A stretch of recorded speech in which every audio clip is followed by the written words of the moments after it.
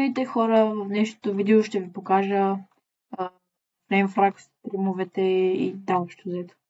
Извинявам се, че не бях снимал доста време, последно бях снимал, мисля, че е лятото. Извинявам се за това, скоро може би ще има някакви други видеа.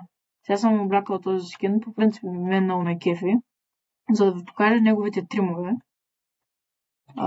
И да, нека започвам. Тук, както виждате, съм ги поставил, вече съм ги направил. Това са му диамантините с Rip Armor Trim и с Silence, с 2 брика и 2 Redstone. Това е, както виждате, на Netherite. Това. На Netherite тримовете също. Ето ги.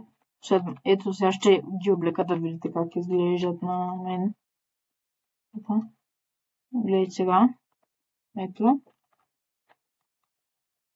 В днешното видео мисля да ви покажа как да си направите също и фрагъра на Flamefrag и Gambit, може би.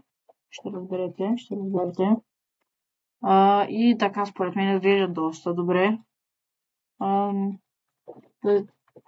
Диамантенето на мен дарете изглежда по-хубаво за мен. Добре, нека да ги сложим пак тук да си ги гледате, ако искате. Нека сложим и Netherite. Така. И вижте Netherite, лично мен по-ме кефи Netherite.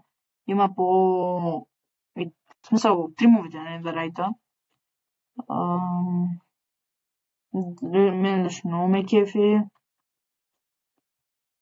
И да. Кефи ме много. Така.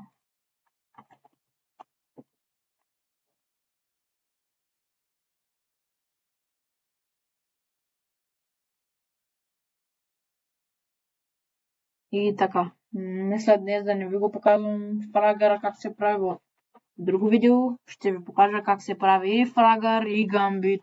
Щита на Flamefrag. Ако искате, може да ви покажа и на Lembo тримовете за Netherite и за диамантини. Брони. Така, мисля видеото да приключи до тук. Показах ви това, което бях замислил. И надявам се видеото да ви е харесало. Абонирайте се, subscribe, все пак е фри. И това беше от мен. Довиждане.